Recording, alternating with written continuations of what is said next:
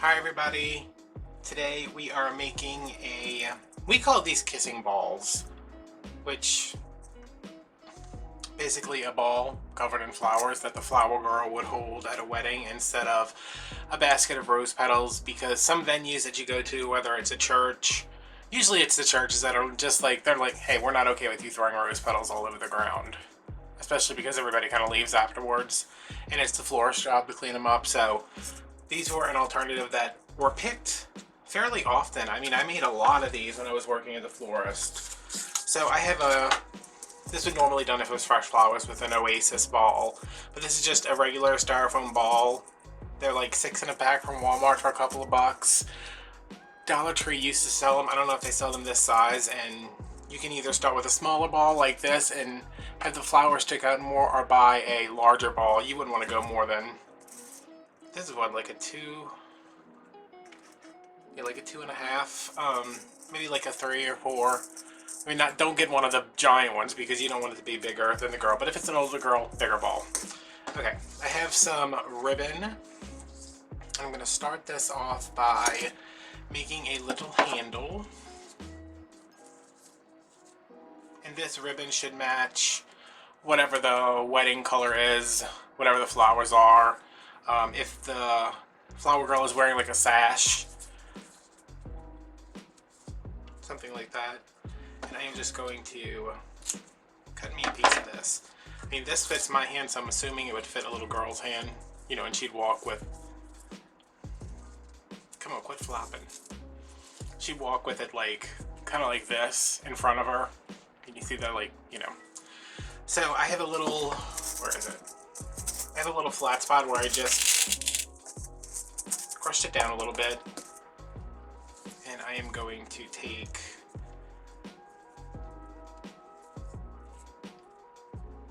my ribbon. I got a little pin over here, and I'm just gonna dip it off to the side of my glue pot. Just because, especially with flower girls, I mean, we all heard the story about the bridesmaids who couldn't keep it together, so I'm using some glue with this just to be on the safe side. So that's pretty much what it is. Glued that in, good to go. This is an old arrangement I am actually taking apart because it has been in my kitchen as like my spring arrangement since like, I don't know, like 3 years ago. So this is just some ranunculus and some lavender, lilac, something. I don't know what these are. But I'm mostly trying to get these bigger flowers out of here. Oh. These have like thick stems. These were really nice. I know they were from Walmart, but I haven't seen, I don't know if I've seen them since. I think they had like orange ones that I got for one of my wreaths, but they weren't this nice. These are really nice and thick. Clearly, because I can barely cut them.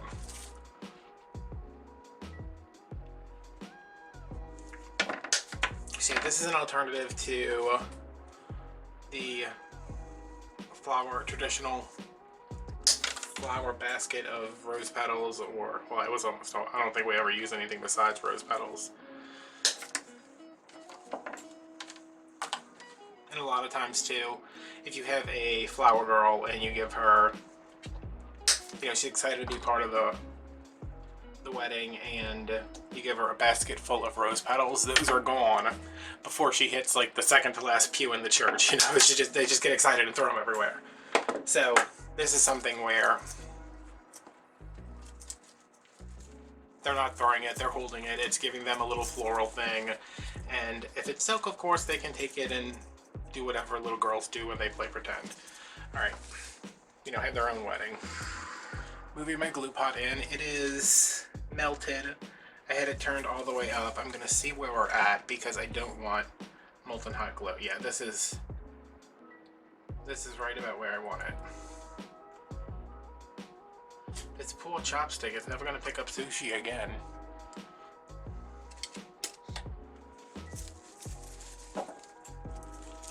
So there are some darker ones and paler ones. They're not really darker ones and lighter ones because they're all yellow, but some of them are slightly deeper, and these are actually bigger. So I'm gonna start with just putting this in here, getting some glue on it, and pushing it in just a little bit. Because I want this to have some size to it, but I don't want it to be enormous. And I also don't want to pay the price that I would have to pay for a larger styrofoam ball when I could just cut these stems a little bit longer. So I think I'm just going to kind of spread these around.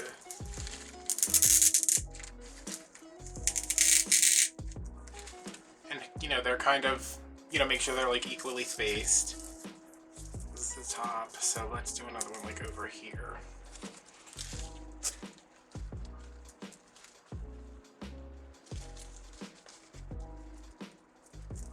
You don't need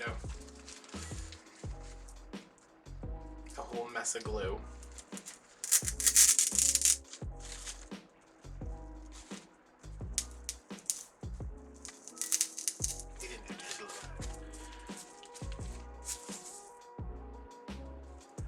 I mean, you can kind of make this so where, like, say this is the front.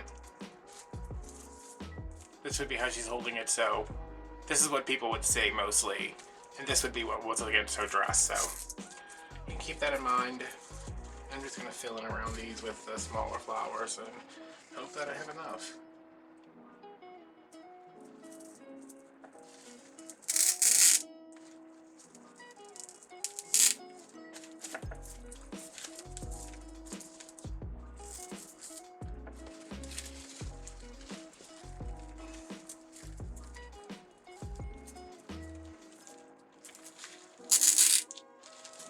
I always liked making these when we were doing weddings because I like thrived on being able to arrange something in foam.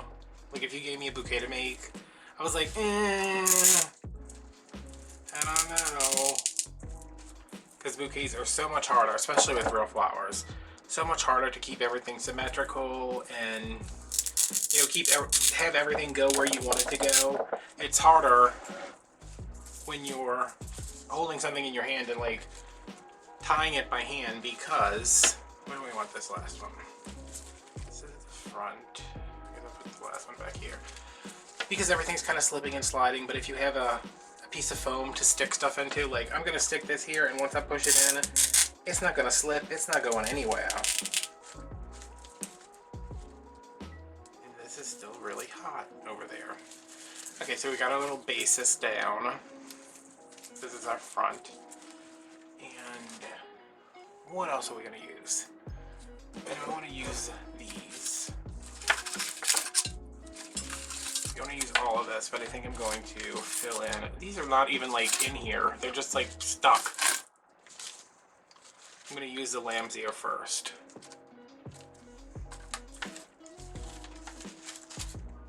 Because that's going to take up space.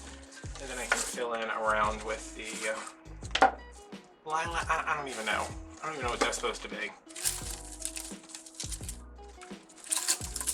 Yeah, a couple years ago, I got super into like the clean with me videos and decorate with me videos for every holiday, and I was like, I need to decorate my house. And then, you know, I would make something really pretty like this and put it up, and then I was like, all right, so now what? Like nobody comes over to see that. It's not really like doing much for me personally. So I had a lot of arrangements that I made, and I'm just like, well, I don't know. This is not me. And if I had like a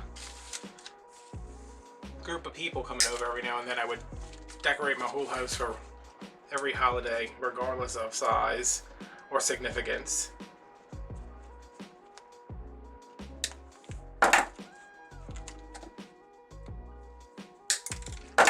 It's just me. So I'm trimming these down, leaving like an inch or so.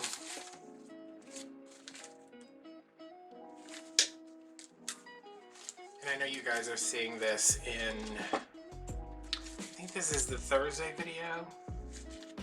I don't even know. Wedding week has turned into like so much more than just let me do a couple of little cute things.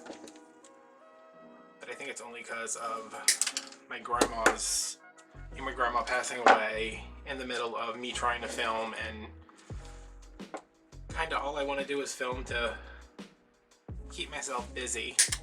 So, and for the first time today, in the longest time, I started a project and I didn't like where it was going, and I just scrapped it. And I've done that with one other project since I started my channel. I was just like, you know what, I don't feel like, I can't get this right. I don't feel like bothering to get it right, really. So, it's over there. Maybe I will, I don't know, one day I'll get desperate for a video and not know what to do, so I'll just resurrect it. But right now I'm just like, no, don't feel like it. Yesterday was my grandma's service, and it was rough. Not so much for me, because I'm not like when people pass away. I read this interesting thing about, like, there's two different kinds of death. Like, there's death of the body and there's death of the spirit. And what they're saying is, like, you get in a car wreck and you die, and that trauma has ended your life and your body is gone. Or there's death of the spirit, where you very slowly give up, pretty much. And whether it's your body giving up due to illness or disease, or I'm gonna just leave that off right now because I don't know what it's doing. Illness, disease, whatever. Actually, I think if I cut this and maybe get it back on there, or, you know, anything that's causes you to deteriorate mentally, things like that. And I have always felt, well, no, I have not always felt, I owe a lot of my kind of, because I used to be terrified of anybody dying, like, especially me or my mom. I'm still kind of afraid of me dying, but it's just like, oh no, because I'm such a hypochondriac. But Caitlin Dowtry, if no one follows her, if nobody knows who she is, she runs a,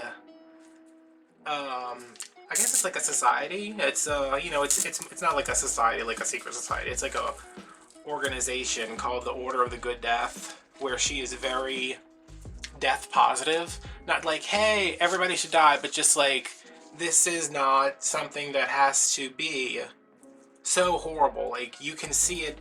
It's your perception of it, is that my grandma's gone and that's terrible and I'm sad and my family's sad and it's going to be a long time before we're like okay with it.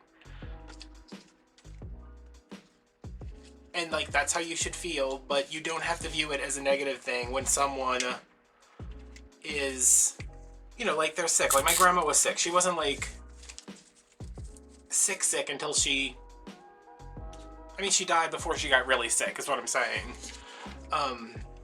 And you don't have to view the death of someone as something altogether negative, because you don't know what's good. Like, whatever your belief system is, this is just all over the place. Whatever your belief system is going to determine, like, what you think happens. You know, where's grandma at now? And you can make that a positive thing. It's just like the stress of funeral homes, funerals, like, getting together, doing this, all this stuff. Like, you can, Caitlin Dowtry just, she really explains it in a way that makes you feel like, hey, this is the end of my story for now. Maybe not forever, but it doesn't have to be this huge thing that my family now has to deal with. She's an advocate of very green funerals. You know, she buries a lot of people in, I think it's like Joshua Tree or something, where it's like you're buried, but they're not embalmed. It's very natural. They're like wrapped in just, the body is just like wrapped in a shroud. And just watching her videos, and she does a lot of really interesting stuff, but the death positive stuff where it's like, hey, it's sad. Somebody has died. You're not going to see that person again, but they're not really gone. their body's gone. Like, and that's how I felt at my grandma's funeral. And once, you know, on Thursday when my sister called and told me that my grandma had passed away, you know, very early that morning, I didn't feel like, I felt sad because, like, I'm not going to see her again. But to me, I'm trying to explain this in a way that doesn't make me sound like I'm callous or something, but like, grandma died and there was a service, but the person in the casket, that's not my grandma. Like, she looks like her and she's wearing her clothes and I know it's her, but that's not who she is anymore. That's who she occupied for the time she was here. And I think thinking about things like that, it makes me feel better because I don't feel like I've suffered this great loss. Because that's not her. That is a vessel she temporarily, probably very briefly, inhabited between wherever she was before, wherever she's going next.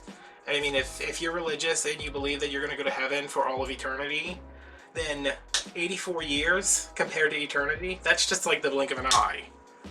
You know, so yes, that's who she was. That's not who she is anymore because she's not here anymore. And I can't, like, some people need that for closure, but I didn't, and I kind of wish that I can't be selfish and be like, oh, I wish that this whole thing was catered towards what I wanted, because that's ridiculous. But I kind of wish that I didn't see her as she was at the service, because she was, first of all, so tan. I actually had to go and ask my cousins, and I was like, was she always that tan? Because she's got, like, Baywatch tan. Like, she's very tan. And, you know, my cousins were like, well, she was never really pale. And I was like, but she was never really that tan. So it looked like her, but then not. And she had on a, you know, I used to do makeup, so I'm, like, looking to see. And she had on, like, a really dark lipstick. And I was just like, would she have worn that? But I assume, like, my aunt or something probably went in the bathroom, picked out a tube of lipstick and said, well, Grandma bought this. She must have liked it. Oh, I just dumped stuff all over the place.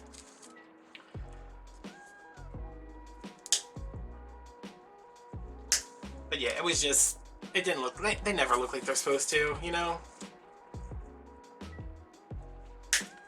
But she had on, you know, a nice dress from one of my cousin's weddings, and it just didn't look like a, oh, she's just sleeping thing. You know, it was kind of, I don't know. I guess because it's just how I feel about it. Like, I'm like, oh, I don't know. But it was good for everybody who needed it, and it's not like it was bad. It wasn't bad for me seeing it. I was just like, oh, I don't know about that. But I was fine.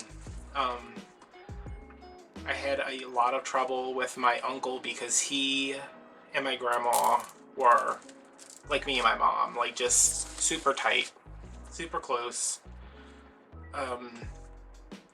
And he was very upset, and I'm like, it's like, I'm fine. Like, I didn't get emotional because I guess because I always have, you know, if I get a headache, I am debilitated for several days. So I was like, don't start crying hysterically because you're gonna get a headache, and that's not gonna do anybody any good. So I am reserved in my emotions, especially, like, publicly. Not because I'm, like, ashamed of crying, you know, like, I'm not one of those people that's gonna be like, I can't cry at grandma's funeral, everybody's gonna think I'm a baby. But, like, it doesn't do me any good. I don't get the release that some people do from, like, having a good old-fashioned cry. So, like, that's not me. I didn't cry.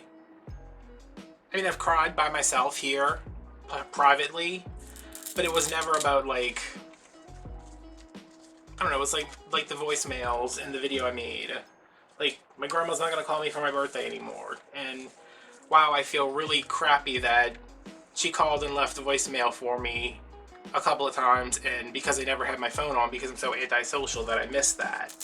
So it was like things like that. But my uncle was just, he was extremely upset, and he reminds me a lot of me, you know, in his relationship with my grandma, my relationship with my mom. And he was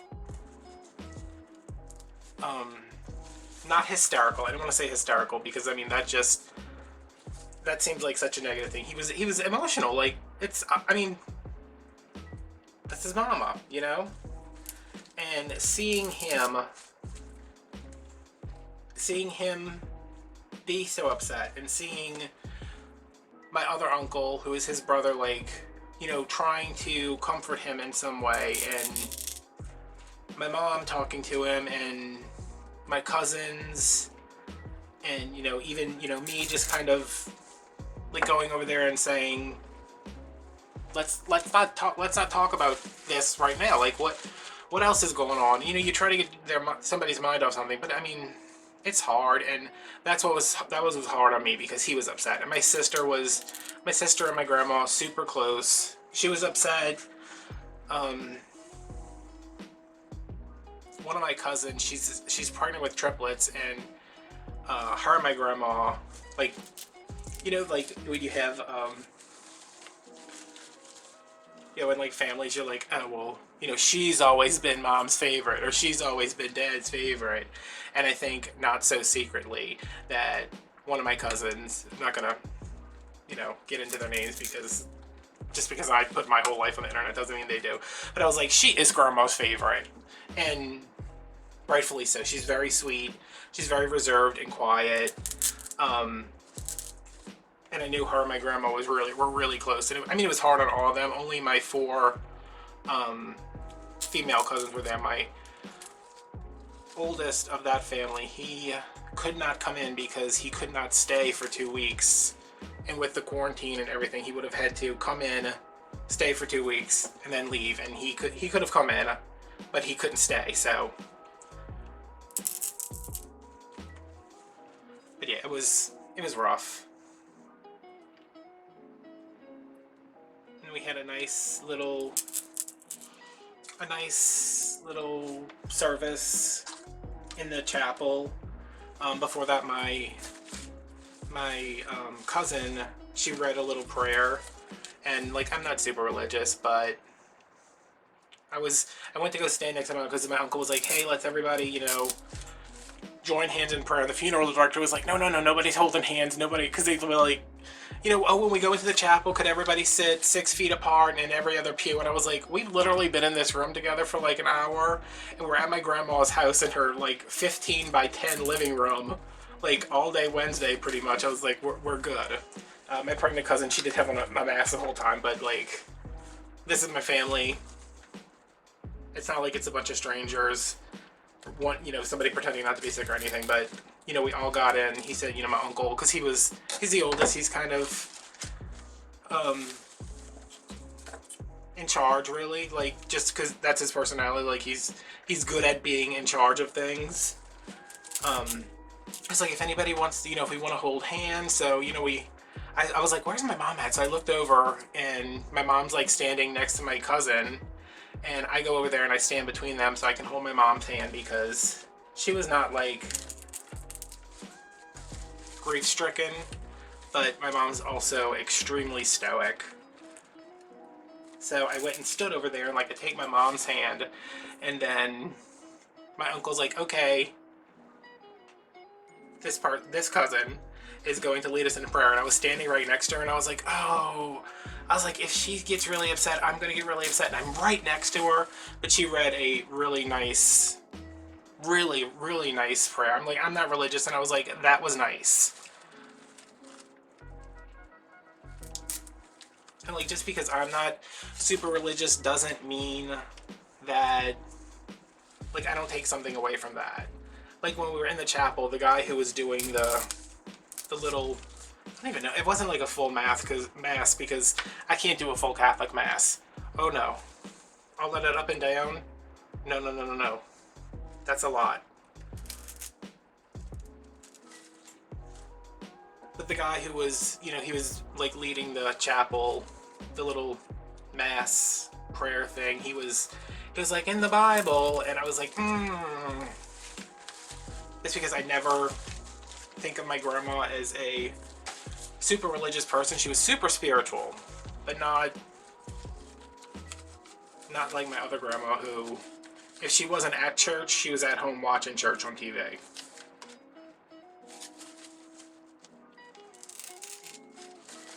But we went to the little parlor afterwards, and my grandma's favorite restaurant brought over all this food, and we just got to eat together and, you know, talk amongst each other of, you know, oh, well, remember when grandma did this, and remember when we did that, and when we were here.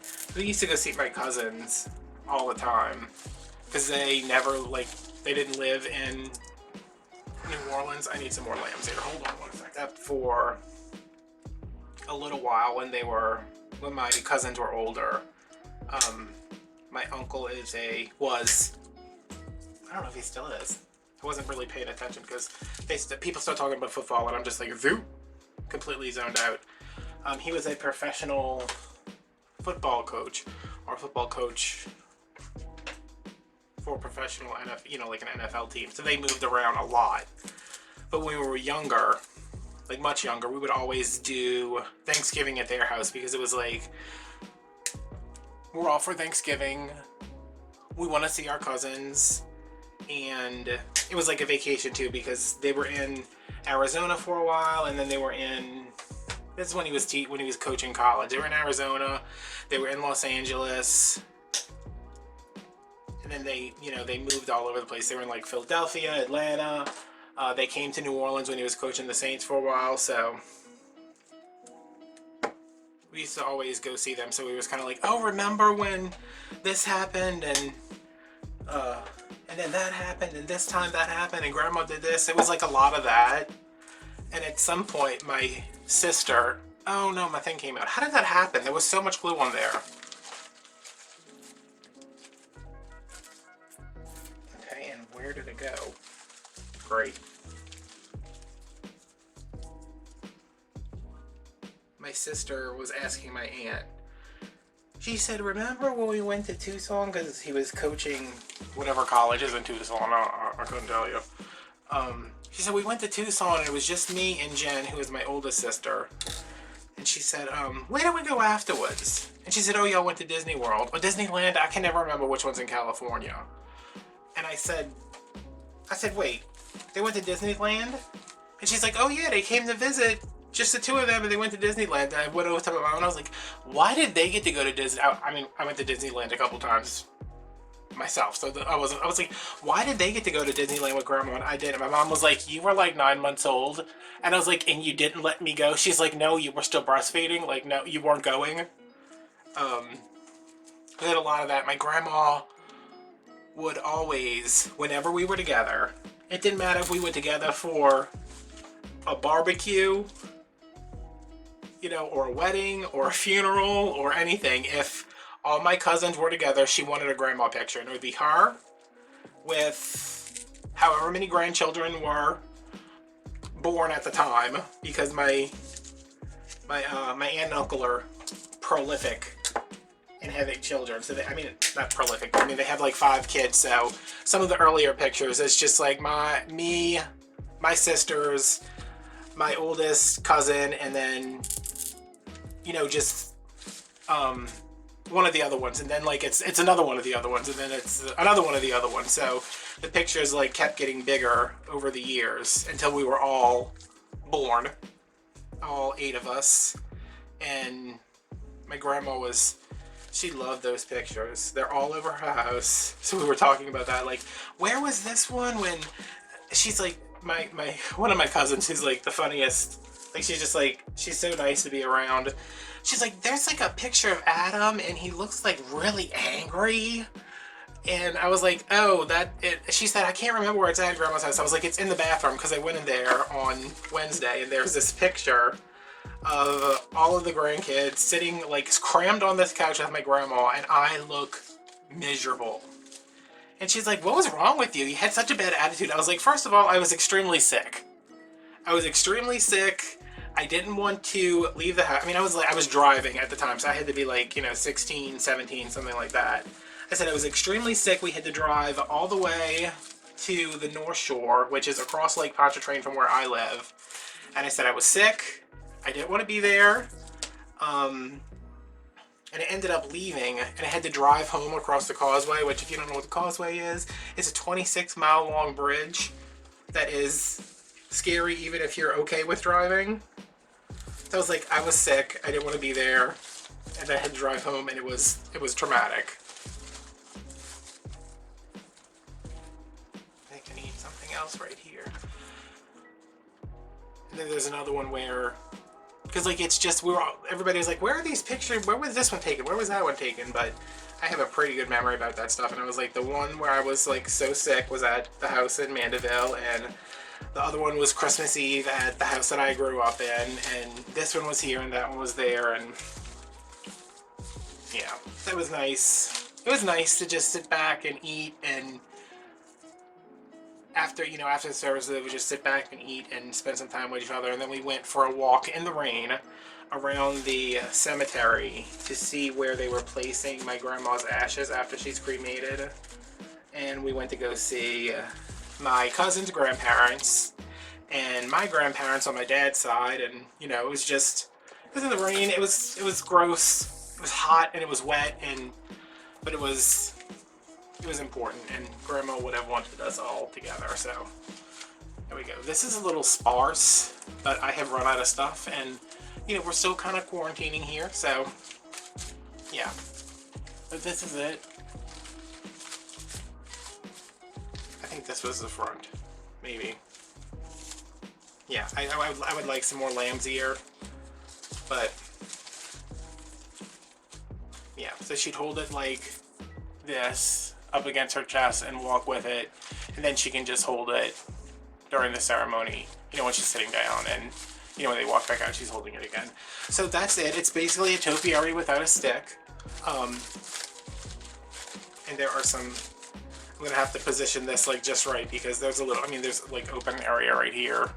There's some around the stem, but if you're not making this during a quarantine, when you're trying not to unnecessarily leave the house still, you'll have enough. So thanks for watching. Thanks for listening.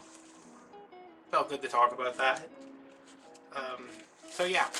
And I don't think this is the last video I'm going to see, but I am officially done filming Wedding Week, and I am exhausted. So I think I am going to take a day or two off and come back refreshed and recharged and ready to work. So thanks for watching. Comment, like, subscribe, turn on notifications, and yeah, I'll see you guys on Friday, because it's Thursday, Friday, Monday, Tuesday, Wednesday, 8, 9, 10.